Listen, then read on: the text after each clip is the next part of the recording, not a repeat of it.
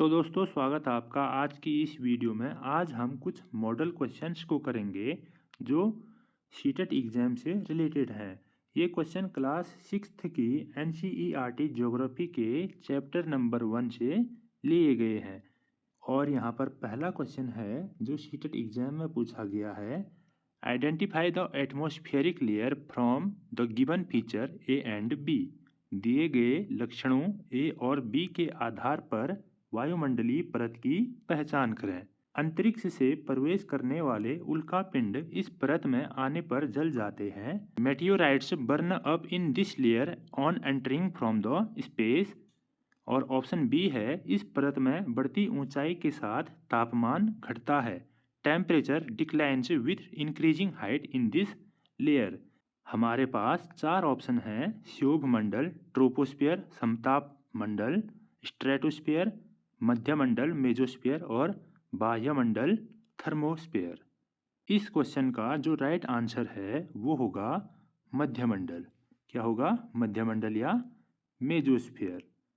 अब अगला क्वेश्चन है और इस क्वेश्चन में पहला स्टेटमेंट है some celestial bodies have their own heat and light, these bodies are called stars. और दूसरा स्टेटमेंट है some celestial bodies do not have their own heat and light called planets. यहाँ पर बोला गया है कि कुछ सेलेस्टियल बॉडीज होती हैं, कुछ खगोलीय पिंड होते हैं जिनके पास अपनी हीट और लाइट होती है, उनको हम स्टार्स बोलते हैं। और कुछ खगोलीय पिंड होते हैं जिनके पास अपनी हीट और लाइट नहीं होती है, उनको हम ग्रह बोलते हैं, प्लैनेट्स बोलते हैं। और हमने बताना है कि इस क्वेश्चन का राइट आंसर क्या होगा। यहाँ पर टोटल चार ऑप्शन दिए गए हैं और हमको करेक्ट ऑप्शन सेलेक्ट करना है। देखो इस क्वेश्चन का जो राइट आंसर होगा वो होगा A and B both are correct.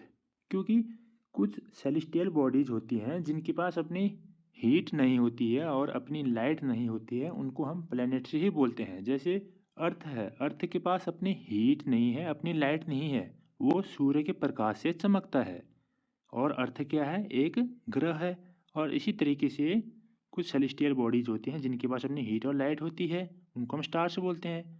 इसका मतलब जो सन है वो क्या है? वो स्टार है। ओके।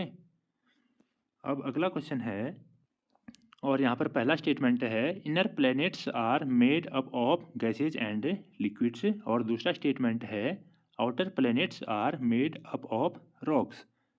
यहाँ पर बोला गया है पहले स्टेटमेंट में जो इनर प्लैनेट्स होते हैं, जो आंतरिक ग्रह होते हैं, वो गैसेज और लिक्विड्स से बने होते हैं।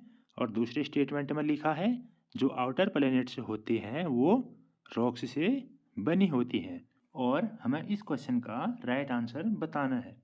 और इस क्वेश्चन का राइट आंसर होगा A and B both are incorrect. क्योंकि ये दो के दो जो स्टेटमेंट हैं ये इनकरेक्ट हैं। क्योंकि जो इनर प्लैनेट्स होती हैं, जो आंतरिक ग्रह होते हैं, वो गैसेज और लिक्विड्स से नहीं बनते हैं, वो रॉक्स से बनी होती हैं। और जो आउटर प्लैनेट होती हैं, बाह्य ग्रह होते हैं, वो गैसेज और लिक्विड से बनी होती हैं।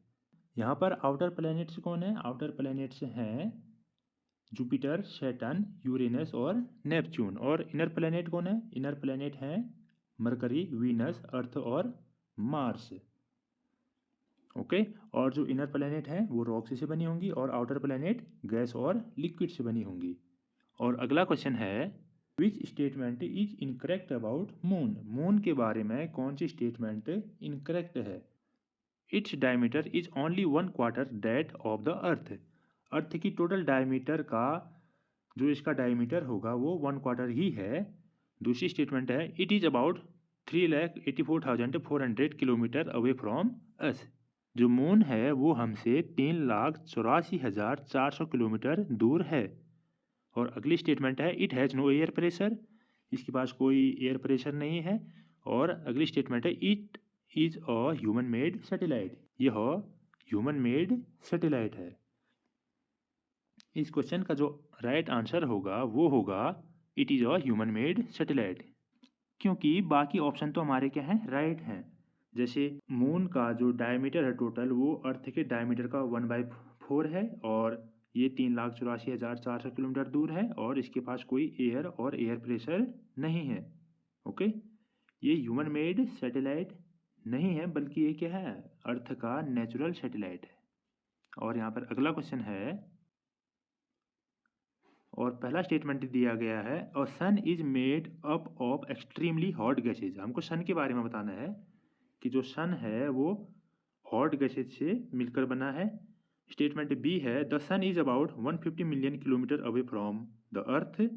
और अगली स्टेटमेंट है, the sun is 3.5 billion years old.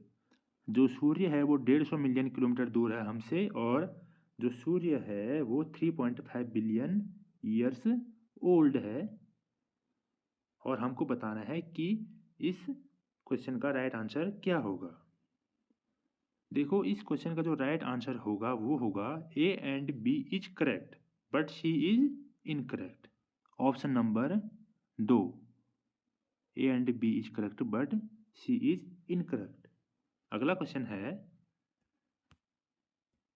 Which statement is incorrect about planets. Planets के बारे में कौन सी स्टेटमेंट इनकरेक्ट है। पहली स्टेटमेंट है, mercury is nearest to the sun. जो मरकरी है, जो बुध ग्रह है, वो सन के सबसे क्लोज है।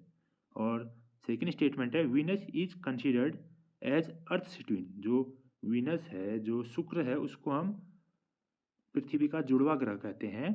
The word planet is comes from the Greek word planetai which means wanderers. जो प्लैनेट शब्द है वो ग्रीक शब्द प्लैंटाई से बना हुआ है, जिसका अर्थ है वंडरस। वंडरस का मतलब होता है परिभ्रमण या चारों ओर घूमने वाला। और अगली स्टेटमेंट है, Neptune have rings around them. जो नेपच्यून है उसके चारों तरफ क्या है, रिंग्स हैं। और हमको बताना है कि कौन सी स्टेटमेंट इनकरेक्ट है। देखो यहाँ पर option number D, option number D हमारा इनकरेक्ट हो जाएगा, क्योंकि रिंग्स किसके चारों तरफ है, रिंग्स हैं सैटर्न के चारों तरफ। और एनसीईआरटी में बोला गया है कि जुपिटर, सैटर्न और यूरेनस के चारों तरफ क्या है, रिंग्स हैं। ओके, और बाकी बचे हुए यहाँ पर तीनों ऑप्शन क्या हो जाएंगे, हमारे करेक्ट हो जाएंगे।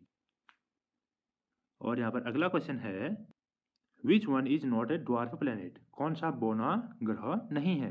पहला ऑप्शन है सीरस, दूसरा ऑप्शन है 2003 UB 313, तीसरा ऑप्शन है प्लूटो, और चौथा ऑप्शन है फोबोस। हमको बताना है कि कौन सा ड्वार्फ प्लैनेट नहीं है। और इसका जो राइट आंसर होगा वो होगा फोबोस। फोबोस इसका राइट आंसर क्यों होगा, क्योंकि जो फोबोस है वो एक सैटेलाइट है, ना कि ड्वार्फ प्लैनेट। और फोबोस किसका सैटेलाइट है, फोबोस है मार्स का सैटेलाइट। किसका है, मार्स का। और मार्स के मात्र 2 सैटेलाइट हैं, जिनका नाम क्या है, एक है फोबोस और एक है डीमोस। और जो डीमोस है वो क्या है, स्मॉलेस्ट सैटेलाइट है पूरे सोलर सिस्टम का। ओके, और ऐसे ही एक सैटेलाइट है गैनमीड। गैनमीड किसका सैटेलाइट है, गैनमीड है जुपिटर का सैटेलाइट। और जो गैनमीड है वो क्या है, वो है largest satellite of solar system. Okay, अब अगला क्वेश्चन है, the polar star indicates the direction to the. 4 option दिए गए हैं, साउथ, नॉर्थ, ईस्ट, वेस्ट। जो ध्रुवी तारा होता है वो कौन सी डायरेक्शन को इंडिकेट करता है। इसका राइट आंसर होगा ऑप्शन नंबर बी। जो ध्रुवी तारा होता है वो नॉर्थ डायरेक्शन को इंडिकेट करता है। जहाँ पर भी ध्रुवी तारा दिखेगा हमको, इसका मतलब है कि उस साइड को नॉर्थ डायरेक्शन है। ओके, अगला क्वेश्चन है, which statement is incorrect about the earth. Earth के बारे में कौन सी स्टेटमेंट इनकरेक्ट है। The earth move around the sun in a rectangular path. पहली स्टेटमेंट है कि जो अर्थ है, जो पृथ्वी है, वो सन के अराउंड एक रेक्टेंगुलर पाथ में मूव करती है। दूसरी स्टेटमेंट है, it is also called blue planet. इसको नीला ग्रह कहते हैं। तीसरी स्टेटमेंट है, its shape is described as a geoid. Okay, हमको बताना है कि कौन सी स्टेटमेंट यहाँ पर रॉन्ग है, इनकरेक्ट है।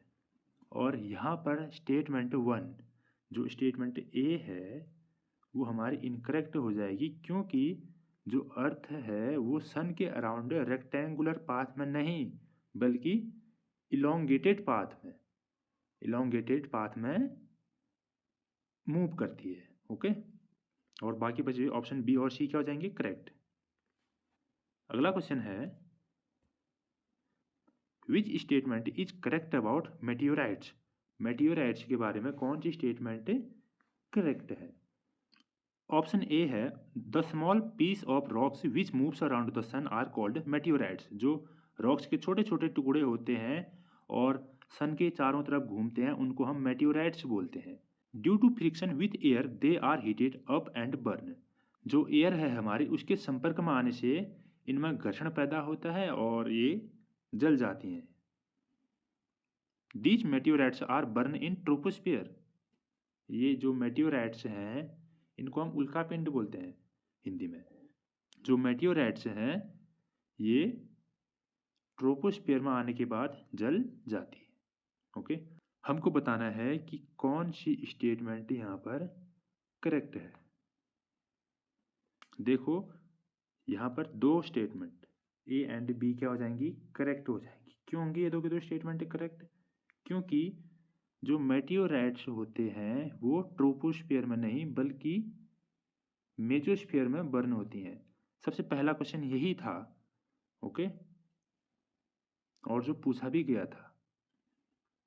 अगला क्वेश्चन है,